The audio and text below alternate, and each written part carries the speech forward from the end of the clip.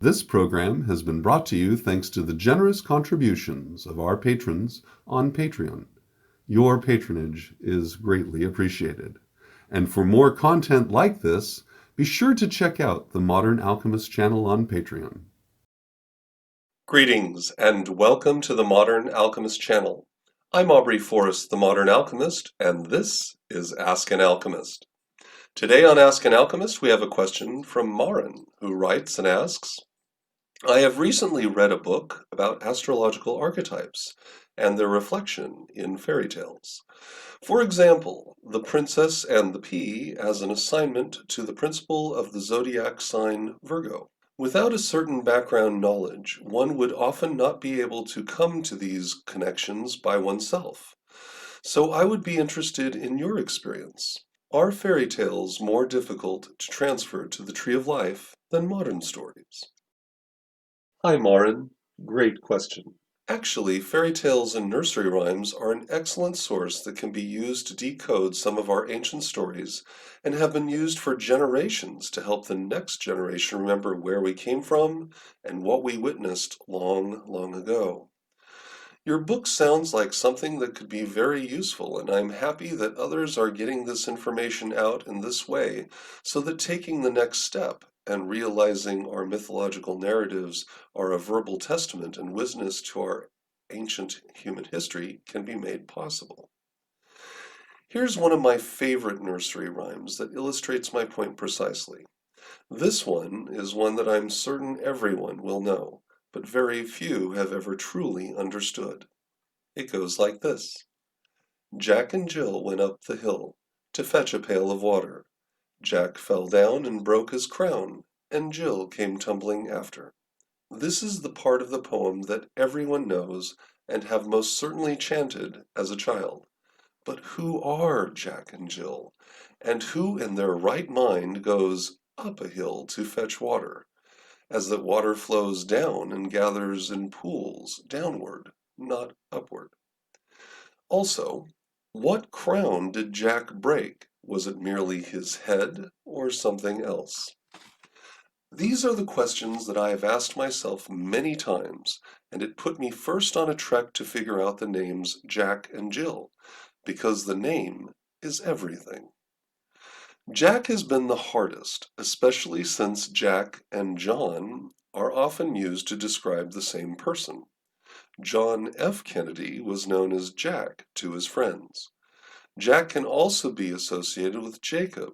However, in this particular case, I am disinclined to go to this direction, given the nature of this narrative relative to other narrative uses of the name Jack, like Jack and the Beanstalk. I think that our water-fetching Jack and Jack and the Beanstalk may well be the same boy, mainly due to the theme of climbing up something to obtain a thing. Ultimately, what I'm doing is comparing the activities of one character with other characters, perhaps of the same name, who are essentially doing the same thing. I'm also considering that each narrative may be showing me the same event or events, but from a different point of view. In all honesty, this process can become quite consuming and requires a great deal of patience, especially when dealing with names like Jack or John. Remember, the end goal is not merely to identify which planet or ruling influence is being spoken of, but to then tie that to a real event in our ancient history and allow the narrative to carry our mind to that event so that we might be able to see it for ourselves and appreciate it as the ancient authors who wrote those narratives did when they beheld it as it happened. With Jill, things get a lot easier. A name of modern creation, Jill's more ancient origin shows it to be the feminine form of the name Julian, which means Jove's child. Knowing only this, we can very easily unmask Jill and reveal which planet she happens to be. Jove is the alternative name for the planet Jupiter within the Roman pantheon. Zeus is the name for Jupiter as well, but in the Greek pantheon. The one daughter of Zeus that Zeus actually bore himself is the goddess Athena, who is also associated with virginity and therefore youth, which is also something that is associated with the name Jill. From Athena, we can draw further associations using the same methods of association discussed earlier, and see that the goddess Athena can be associated with the goddess Aphrodite or Venus, merely in a different role, via how they emerged. In the case of Athena, she was the product of Zeus consuming his pregnant wife Metis to avoid a dire prophecy regarding his children overthrowing him. This later resulted in Zeus having a tremendous headache and asking, there is some variation here, but the tool is ever the same, either asking Prometheus or Hephaestus to take their axe and cleave his forehead open to release what ailed him. When doing so, Athena burst out, fully clad in armor and ready for action. This emergence can also be seen in Botticelli's Venus being born from a clamshell. Think of the clam being split open. Think of the apparent atmosphere of Jupiter and how it looks like swirling seas. And then see Venus Athena being born from the southern hemisphere of Jupiter, where now the great red spot remains on the masculine aspect of the planet, looking very much like half a clamshell. Assuming from this line of logic, there's more, but this should suffice, that Jill is associated with the planet Venus, identifying Jack becomes a bit easier.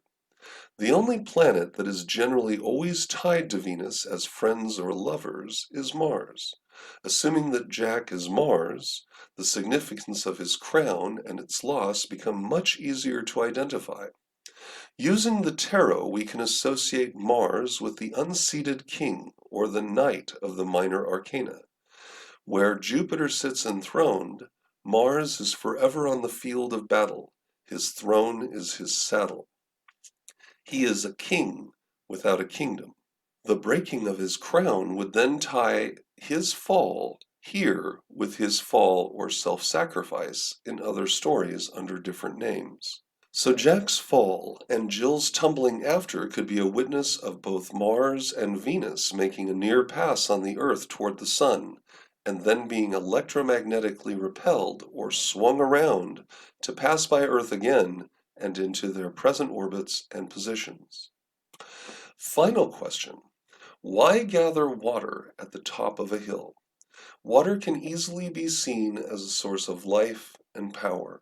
Furthermore, electricity is described in terms of water.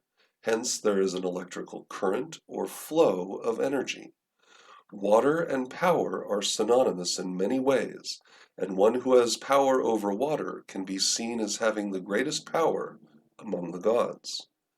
As we've discussed in the up, down, in, out classes regarding objective directions in space, the center of the torus, the pattern after which the entire universe is fractally formed, is also its highest point when examining the universe in 3 dimensions.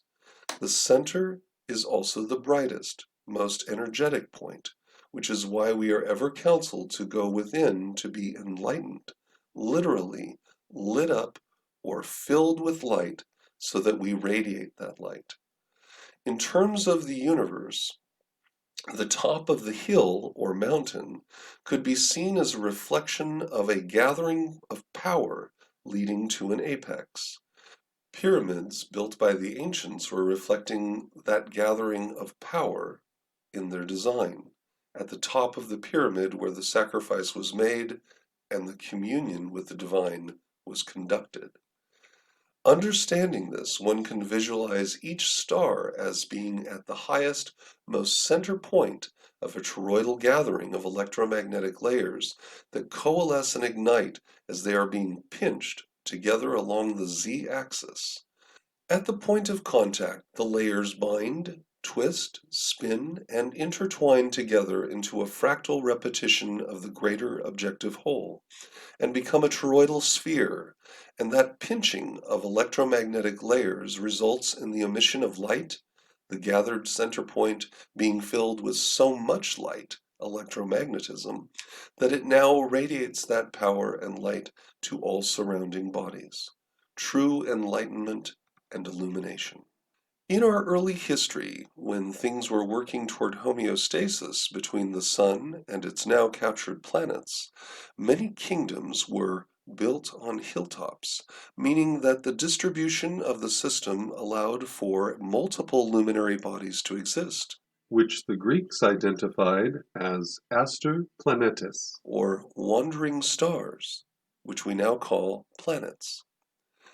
As things eventually were reconciled under the dominion of our current star, those hills of power became dwarfed by the mountain of the Lord, and that mountain became the center point of our solar system, from which all power then flows to the now stable wanderers, or planets, top to bottom, up to down, in to out. Jack going up a hill to fetch some water could be seen as Mars working its way up the electromagnetic hill of the solar system to its center where the sun currently resides. His falling could be seen as Mars's descent from the center of the solar system, spilling water, oceans, and atmosphere as he tumbled down from the hilltop. And in spite of old Dame Dobb's brown paper and vinegar bandage, the crown of Mars was broken. Due to his fall and the injuries sustained, Mars could no longer function as a ruler, one electromagnetically conductive and receptive. Mars's electromagnetic field is about 40 times weaker than that of Earth. Mars was sorely wounded, crippled. He is the fallen king without a throne. I hope this helps, and I hope that now you can see just how exciting all of this detective work can be.